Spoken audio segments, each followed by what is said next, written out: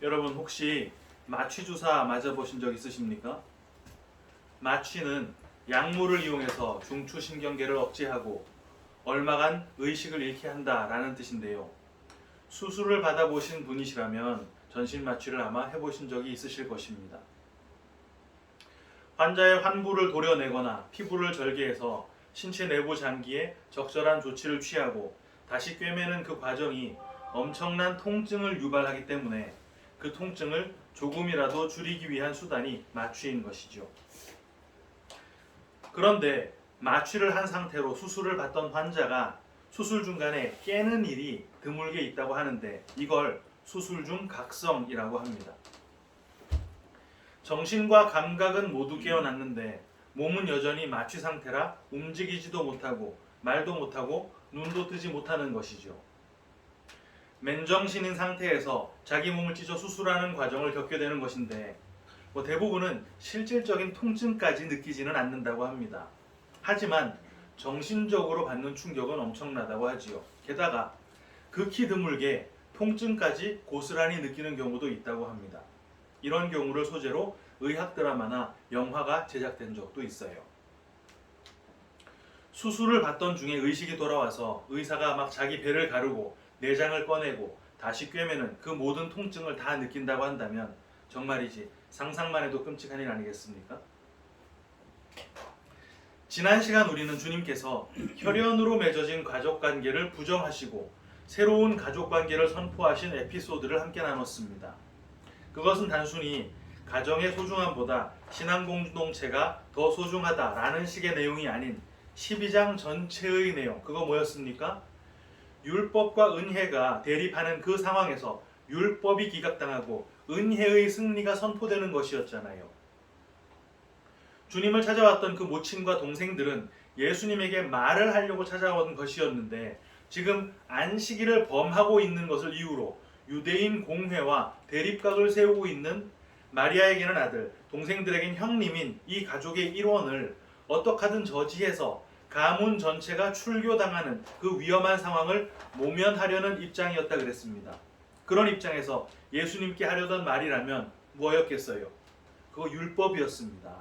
그래서 주님은 말씀하시던 그곳 회당에서 주님의 말씀을 육신의 눈과 귀로 듣고 있었던 그 오클로스, 그 무리들 가운데 불러내신 자들, 제자들, 에클레시아, 교회를 지목하셔서 이들이 내 모친이고 내 동생들이다 라고 선포를 하셨고 그들을 하늘 아버지의 뜻대로 하는 자라고 인정을 해주셨다라는 것까지 우리가 확인을 했지요. 그렇다면 그 뒤이어 어떤 이야기가 따라 붙어야 하겠습니까? 당연히 그들이 하늘 아버지의 뜻대로 하는 자인 이유가 나와 있어야 되겠지요. 왜? 지금 그 불러내신 자들, 그 제자들, 그 에클레시아, 교회는 아무리 봐도 그 현장에 있었던 오클로스, 무리들과 별반 다를 게 없었기 때문입니다. 어차피 그 제자들이나 그 무리들이나 똑같이 하늘 아버지의 뜻을 깨닫지 못하고 있는 입장이었잖아요. 그런데도 주님께서 제자들을 하늘 아버지의 뜻대로 하는 자라고 선언을 해주셨단 말입니다. 그러니까 오늘 우리가 본문으로 읽은 이 씨 뿌리는 자의 비유가 바로 그러한 파격적인 선언이 어떻게 가능했는가에 대한 해답인 셈이지요. 하지만 이 씨 뿌리는 자의 비유는 마치 우리가 어떠한 밭이 되어야 한다는 선동적인 내용으로 빈번하게 설교가 되면서 혹여라도 우리가 길가밭이나 돌밭이나 가시밭 같은 신앙 수준에 머물러 있다면 대오각성해서 그 나쁜 상태의 밭을 갈아엎고 옥토가 되자, 그래서 많은 열매를 맺자 라는 식의 메시지로 전달되곤 합니다. 그러한 식의 오해가 교회 내에 만연한 이유는 주님께서 친히 그 비유의 해석을 해주셨기 때문인데요. 그 해석이 이렇습니다. 천국 말씀이 떨어질 때 길가에 뿌려진 것은 그걸 깨닫지 못하는 것이고 돌밭에 뿌려진 것은 말씀을 잘 받기는 했지만 환난이나 박해가 왔을 때 넘어지는 것이고 가시떨기에 뿌려진 것은 세상 염려나 유혹 때문에 결실하지 못하는 것이다. 그리고 좋은 땅에 뿌려진 것은 말씀을 듣고 깨닫는 것이고 결실을 맺게 된다. 이거였어요. 여러분, 보시다시피 예수님의 해석이 마치 얘들아 저 무리들은 말씀을 깨닫지 못하잖아. 그렇지만 너희들은 이 말씀을 깨닫고 옥토가 돼야 된다 라고 말씀하시는 것 같지 않습니까? 하지만 오늘 비유가 그런 내용일 수는 없습니다. 왜?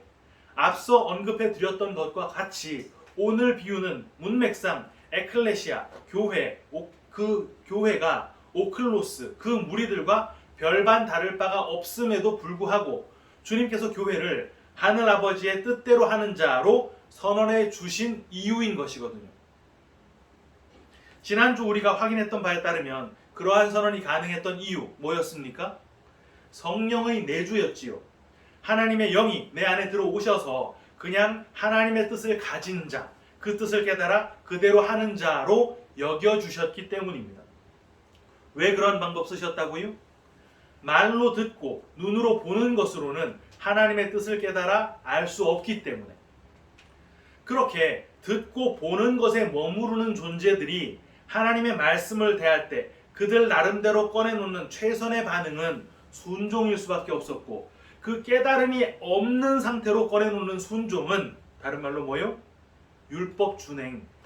그런 율법 준행의 결국은 멸망이었죠. 마치 단 한 번도 하나님의 뜻을 거역하지 않았던 천지와 바다가 새 하늘과 새 땅이 올 때 이미 다 없어져 버렸던 것처럼. 그러니까 오늘 비유의 내용도 당연히 성령의 내주로 결론이 나야 할 텐데, 열심히 길가를 갈아엎고 돌멩이 다 치워내고 가시떨기를 뽑아서 옥토가 되자는 식으로 열매 맺자는 게 앞뒤가 맞습니까? 안 맞잖아요.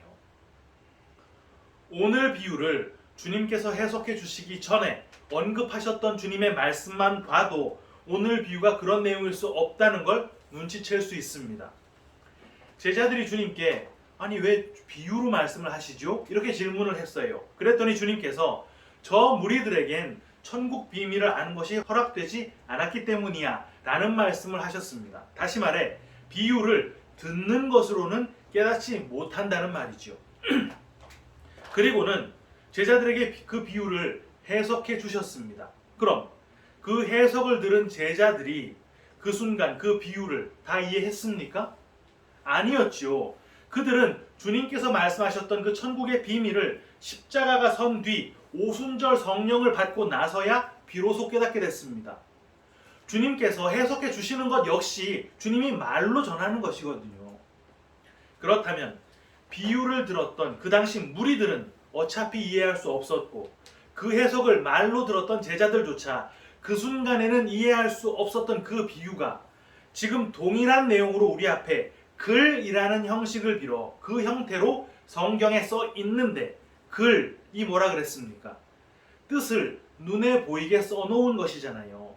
뜻을 귀에 들리게 전달하면 말이고 눈에 보이게 전달하면 글인데, 성령의 내주, 그거 귀로 듣고 눈으로 읽어도 어차피 이해할 수 없는 게 하나님의 뜻이란 말입니다. 그런데 그걸 오늘날 성경을 보는 것만으로 아무나 다 깨달을 수 있다고 한다면 그거 어불성설이지요. 여러분, 그리고 길가를 갈아엎고 돌멩이를 치워내고 가시떨기를 뽑아서 옥토가 되는 방식으로 열매 맺는 건 사실 바리새인들의 주특기입니다.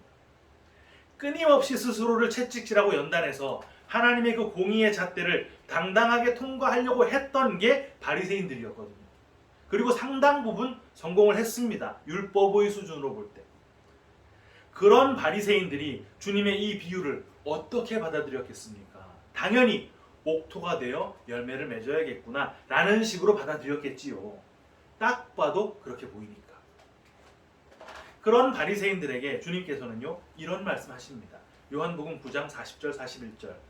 바리새인 중에 예수와 함께 있던 자들이 이 말씀을 듣고 우리도 맹인인가? 예수께서 이르시되 너희가 맹인이 되었더라면 죄가 없으려니와 본다고 하니 너희 죄가 그대로 있느니라. 그렇게 받아들이려고 한다면 그들이 바로 맹인이라는 말이에요. 여러분, 오늘 이 씨 뿌리는 자의 비유는 그런 내용이 아닙니다. 땅은 스스로 옥토를 만들어낼 재간이 없어요. 자기 스스로를 막 개간해서 자기가 옥토로 변화될 그럴 능력이 자기 자신에게는 없단 말입니다. 땅이 그게 가능할까요? 황무지를 그대로 두면 그게 얼마 지나서 옥토가 됩니까? 길가를 가만 내버려 두면 점점 더 단단한 땅이 되겠지요. 왜? 다져지니까. 그리고 돌밭은 사실 좋은 땅인데 돌이 조금 섞여 있는 그런 땅 말하는 게 아닙니다. 헬라어로 페트로데스라고 하는데 이건 안반, 바위라는 말이에요. 널찍하고 큰 바위가 있는데 그 위에 바람에 날려온 흙이 조금 덮여 있는 그런 곳을 지칭하는 것입니다. 그거 냅두면 바위가 스스로 막 쩍쩍 갈라져서 옥토가 됩니까? 가시덤불이 있는 땅도 마찬가지죠. 땅 스스로가 가시덤불을 막 밀어내서 솎아내거나 양분을 주지 않아서 그 가시덤불을 말라 죽일 수가 없다는 말입니다. 오늘 이 비유를 정확히 이해하기 위한 키는 바로 씨라고 하는 것인데요.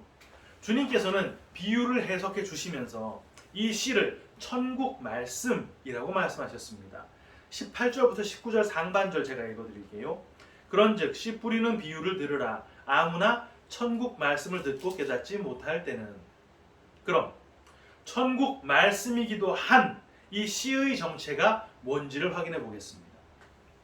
씨라고 하는 말은 하나님께서 아브라함에게 처음 약속하셨던 것이었죠. 창세기 12장 7절 여호와께서 아브라함에게 나타나 이르시되 내가 이 땅을 네 자손에게 주리라 하신지라. 여기에 이 자손이라고 하는 히브리 단어가 제라라고 하는 단어인데 이게 씨입니다. 네 씨에게 이 땅을 줄게 라는 뜻이죠. 이 언급은 반복적으로 창세기에 등장하는데요. 창세기 13장 16절 내가 네 자손이 땅의 티끌 같게 하리니 사람이 땅의 티끌을 등이 셀 수 있을진데 네 자손도 세리라. 창세기 15장 5절 그를 이끌고 밖으로 나가 이르시되 하늘을 우러러 뭇별을 셀 수 있나 보라. 또 그에게 이르시되 네 자손이 이와 같으리라. 이 자손이라는 말 역시 다 똑같은 씨라는 단어 제라입니다. 그 후 아브라함이 독자 이삭을 바쳤던 그 사건 이후 하나님께서는 이 씨에 대해 확정지어 한 번 더 말씀해 주셨죠. 창세기 22장 17절 내가 네게 큰 복을 주고 네 씨가 크게 번성하여 하늘의 별과 같고 바닷가의 모래와 같게 하리니 네 씨가 그 대적의 성문을 차지하리라. 그런데 이 모든 씨에 대한 하나님의 말씀이 단순히 아브라함의 그 혈통적 후손, 육신적 후손에 대한 말씀이 아니라 예수 그리스도를 지칭하고 있었다라는 것을 바울이 증명해 줬지요. 갈라디아서 3장 16절 이 약속들은 아브라함과 그 자손에게 말씀하신 것인데 여럿을 가리켜 그 자손들이라 하지 아니하시고 오직 한 사람을 가리켜 네 자손이라 하셨으니 곧 그리스도라. 그 씨의 정체는 다름이 아닌 예수 그리스도였다는 말입니다. 천국 말씀이 씨라고 하는 육신을 입고 이 땅에 오신 것이란 말이에요. 그렇게 오셨더니 온 땅이 그 육신을 입고 오신 예수님을 알아보고 예수님을 영접했습니까? 아니었지요. 아무도 그 주님을 알아보지 못했었습니다. 요한복음 1장 11절 자기 땅에 오매 자기 백성이 영접하지 아니하였으나. 그렇게 주님을 영접하지 않은 자기 백성들이 주님을 어떻게 했던가요? 그냥 외면하는 선에서 끝냈습니까? 아니었지요. 십자가에 못 박아 죽여버렸습니다. 뭘 근거로? 율법을 근거로. 요한복음 19장 7절 유대인들이 대답하되 우리에게 법이 있으니 그 법대로 하면 그가 당연히 죽을 것은 그가 자기를 하나님의 아들이라 함이니이다. 이 땅에 오신 천국 말씀 그 씨가 율법에 의해 죽고 말았다는 말이에요. 여러분, 길가라는 것은 길 옆을 말하는 것입니다. 그럼 길은 뭔데요? 요한복음 14장 6절 예수께서 이르시되 내가 곧 길이요 진리요 생명이니. 네, 당연히 길은 천국으로 갈 수 있는 유일한 길 예수님을 뜻합니다. 그런데 천국으로 들어갈 수 있는 그 유일한 길 옆에 마치 길인 양 존재하고 있는 것 뭐겠어요? 바리새인들이 천국에 입성할 방법으로 붙잡고 있었던 것 율법이라는 말입니다. 그럼 돌밭은 뭔데요? 앞서 이 돌이 페트로데스 바위라 그랬습니다. 원래 바위는 깨져서 물을 내놓아야 하는 것이었죠. 출애굽기 17장 6절 내가 호렙산에 있는 그 반석 위 거기서 네 앞에 서리니 너는 그 반석을 치라. 그것에서 물이 나오리니 백성이 마시리라. 모세가 이스라엘 장로들의 목전에서 그대로 행하니라. 그 바위, 그 반석은 예수님이세요. 예수님은 생수를 내어주시는 존재입니다. 그런데 지금 이 비유에 나오는 돌, 이 바위는 물을 내놓지 않고 있네요. 어떻게 합니까? 물을 내놓았다면 그 씨가 말라 죽지 않았었겠지요. 그런데 말랐다 그랬거든요.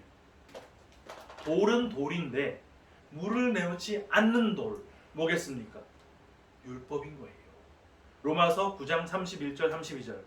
의의 법을 따라간 이스라엘은 율법에 이르지 못하였으니 어찌 그러하냐? 이는 그들이 믿음을 의지하지 않고 행위를 의지함이라. 부딪힐 돌에 부딪혔느니라. 그 율법 안에 있는 참뜻, 하나님의 사랑을 깨닫지 못하고 그저 행위로 지켜내면 어떻게 된다는 말입니까? 그 돌에 맞아 다 죽는다는 말입니다. 가시덤불은 우리가 앞서 마태복음 10장을 통해 확인했었죠. 가시와 엉겅퀴, 진려와 현극, 찔레 가시나무 다 같은 것이었는데 그거 다 뭐였습니까? 아담의 범죄로 저주받은 땅이 쏟아내는 소산이었습니다. 창세기 3장 17절 하반절부터 18절 상반절 읽어드립니다. 땅은 너로 말미암아 저주를 받고 너는 네 평생에 수고하여야 그 소산을 먹으리라. 땅이 네게 가시덤불과 엉겅퀴를 낼 것이라. 다시 말해 인간들의 수고와 노력으로 꺼내놓을 수 있었던 최선의 것, 그게 바로 가시덤불과 엉겅퀴였는데 그게 뭐라 그랬습니까? 율법 준행이었잖아요. 하나님이 친히 준비하신 생명나무 실과가 아닌 인간의 땀을 흘려 준비한 땅의 소산, 가시는 바로 율법이었단 말입니다. 그러니까 길가도 물을 내놓지 못했던 그 바위도 가시덤불도 모두가 다 율법인데 지금 이 율법이 모든 땅을 장악하고 있는 상태니까 그 땅이 열매를 맺을 수 있겠습니까? 당연히 불가능하지요. 로마서 3장 20절. 그러므로 율법의 행위로 그의 앞에 의롭다 하심을 얻을 육체가 없나니 율법으로는 죄를 깨달음이라. 그런데 그렇게 열매를 내놓을 수 없는 땅이었던 길가, 돌밭, 가시덤불, 한마디로 율법인 이 세상에 좀 더 이해가 쉽도록 말을 하자면 율법에 매여 있는 우리 안에 씨, 천국 말씀이신 예수가 떨어졌습니다. 길가에 떨어진 씨, 그 예수는 어떻게 됐습니까? 새가 먹어버렸습니다. 새, 우리 여러 차례 확인했었던 장치였죠. 6날개 중에 2날개로 얼굴 가리고 하나님의 뜻을 가리고 2날개로 발 가리고 복음을 가리고 2날개로만 날아가는 존재, 그거 뭐였죠? 새, 율법이었습니다. 새가 그 씨를 먹어버렸다고 한다면 그거 무슨 말이겠어요? 예수가 그 율법에 먹혀서 그 율법을 충족시켰다는 말입니다. 마태복음 5장 17절. 내가 율법이나 선지자를 폐하려 온 줄로 생각하지 말라. 폐하려 온 것이 아니요 완전하게 하려 함이라. 그뿐입니까? 생수를 내지 못하는 그 돌밭, 율법에 매인 우리에게 진짜 안반, 진짜 반석, 생수를 담은 예수가 씨로 오셨어요. 그럼 부딪혔을 때 누가 죽어야 됩니까? 생수 없는 우리가 말라 죽어야 마땅하지요. 그런데 정작 말라 죽은 건 생수를 갖고 있었던 예수님이었어요. 요한복음 19장 28절. 그 후에 예수께서 모든 일이 이미 이루어진 줄 아시고 성경을 응하게 하려 하사 이르시되 내가 목마르다 하시니. 거기에 아담의 범죄 이후로 꺼내놓았던 모든 소산이 다 가시와 엉겅퀴밖에 없는 존재라 율법에 매여 가시덤불 같은 율법만 쏟아내다가 그 율법의 가시에 찔려 죽었어야 할 우리 대신 예수가 가시에 찔렸습니다. 그랬더니 그 다음에 뿌려진 씨가 어디에 떨어졌다고 합니까? 좋은 땅에. 원래는 좋은 땅이었나요? 그 땅이 있었습니까? 그런 땅은 없었습니다. 모든 땅이 다 가시와 엉겅퀴만 내놓는 땅이었어요. 그런데 예수라고 하는 씨가 그 길가에, 그 돌밭에, 그 가시덤불에 떨어져서 죽었더니 그 길가가, 그 돌밭이, 그 가시떨기 밭이었던 것들에게서 결실이 나오더라는 말을 하는 것입니다. 요한복음 12장 24절. 내가 진실로 너희에게 이르노니 한 알의 밀이 땅에 떨어져 죽지 아니하면 한 알 그대로 있고 죽으면 많은 열매를 맺느니라. 무슨 말입니까? 심겨진 그 씨앗, 그 예수가 그 율법의 효력을 모두 다 품고 죽어서 길가였고 돌밭이었고 가시떨기 밭이었던 우리를 옥토로 바꿔냈다는 말을 하는 것입니다. 나쁜 땅이었던 우리가 대오각성에서 막 땅을 갈아엎고 돌을 막 다 쏟아내고 가시를 뽑아 옥토가 된 게 아니라 육신 씨앗으로 오셔서 죽고 성령으로 다시 들어오신 그 예수가 홀로 옥토 아니었던 우리를 옥토 삼아 100배, 60배, 30배의 결실을 만들어냈다고 하는 말인 거예요. 그럼 우리는 아무것도 안 하고 가만히 있으면 되겠네, 그런 생각 드십니까? 사실 뭐 크게 틀린 말 아닙니다. 하지만 그 가만히 있는 거요, 그걸 인간들이 견뎌내질 못합니다. 왜? 그 씨가 들어와 탄탄하다고 여겼던 그 길가를 뒤엎어버리거든요. 확고한 기반이라고 여겼던 그 생수 없는 바위를 다 쪼개버리거든요. 내가 이룩해 놓은 그 율법의 결과물들이 다 뽑혀나간다는 말입니다. 한마디로 그 씨가 떨어지기 전까지의 내 전 인생을 바닥부터 다 흔들어 뒤엎고 사글이 무너뜨려 버리는데 그거 가만히 볼 수 있으시겠어요? 울고 불고 발버둥 치고 몸부림치는 게 우리 본능이고 본성이란 말입니다. 그때 그 본능과 본성을 제압해 들어오시는 것이죠. 가만히 있는 것밖에는 할 수 있는 게 아무것도 없는 상황으로 우리를 몰아붙입니다. 왜? 말 그대로 가만히 있게 하려고. 출애굽기 14장 13절 14절 모세가 백성에게 이르되 너희는 두려워하지 말고 가만히 서서 여호와께서 오늘 너희를 위하여 행하시는 구원을 보라. 너희가 오늘 본 애굽 사람을 영원히 다시 보지 아니하리라. 여호와께서 너희를 위하여 싸우시리니 너희는 가만히 있을지니라. 홍해 앞에 섰던 이스라엘이 굳건한 믿음으로 두려움 없이 홍해 갈라지기를 기다렸습니까? 아니었잖아요. 애굽에 매장지가 없어서 우리를 이 광야로 끌고 나와 죽게 하냐고 차라리 우리 애굽으로 돌아가서 애굽 사람 섬기자고 난리를 쳤던 인간들이었습니다. 그런데 애굽으로 돌아가게도 홍해로 빠지게도 못하는 상황을 만들어버렸단 말이에요. 어차피 죽을 수밖에 없는 그 상황을 통해 이스라엘을 가만히 있을 수밖에 없게 만들었다는 말입니다. 오늘 이 비유가 어떻게 시작했습니까? 예수님께서 오셔서 바다에 서시고 백성들이 나와 바닷가에 서 있는 그림으로 시작했잖아요. 바로 홍해가 갈라지기 전에 그 그림이었다는 말을 하는 것입니다. 마취 주사로 의식을 잃은 환자가 말 그대로 가만히 있을 수밖에 없듯이 우리 수단과 방법으로는 감당할 수 없는 그 환경과 상황으로 우리를 가만히 있을 수밖에 없도록 몰아붙이시고 홀로 환자의 몸을 찢고 들어가서 환부를 제거해내는 의사처럼 우리를 옥죄고 있는 그 율법을 다 주님이 홀로 부숴내시는 것입니다. 그것도 그저 한 잠 푹 자고 일어나면 마취됐다가 깨어나면 수술이 끝나 있는 게 아니라 수술 중 각성을 해서 내 살이 찢겨나가고 내 장기가 막 들었다 놨다 해지는 그 통증을 고스란히 느끼는 과정을 우리가 삶으로 다 겪어내는 거예요. 누구만? 성도들만. 그 과정을 겪어내는 성도가 바로 옥토라는 말입니다. 그들이 바로 부르심을 입은 자, 에클레시아, 교회, 예수님의 영원한 가족이라는 말을 하는 거예요. 그렇게 주님의 가족이 된 사랑하는 키퍼스 처치 성도 여러분, 우리는 스스로 옥토된 거 아닙니다. 지금 우리가 살아가는 모습만 봐도 옥토라는 게 전혀 어울리지 않는 삶을 여전히 살고 있잖아요. 그런데 내 안에 계신 성령이 자꾸 우리 안에서 열매를 맺어가고 있지요. 어떤 열매입니까? 11조 잘 내고 예배 안 빼먹는 그런 열매입니까? 아니죠. 나는 예수 아니면 안 되는구나. 예수 붙들어야만 되는 것이로구나. 이거 고백하는 자로 빚어내는 게 그게 우리에게서 맺어져야 할 진짜 열매라는 말입니다. 그 과정이 나를 부인하고 내가 무너져 내리는 과정이라 힘들고 고달플 수밖에 없지만 그때 가만히 서서 내 안에 계신 성령이 나를 어떻게 빚어내시는지를 믿음의 눈으로 볼 수 있는 진짜 성도님들 모두 다 되시기를 주님의 이름으로 축원합니다. 아멘.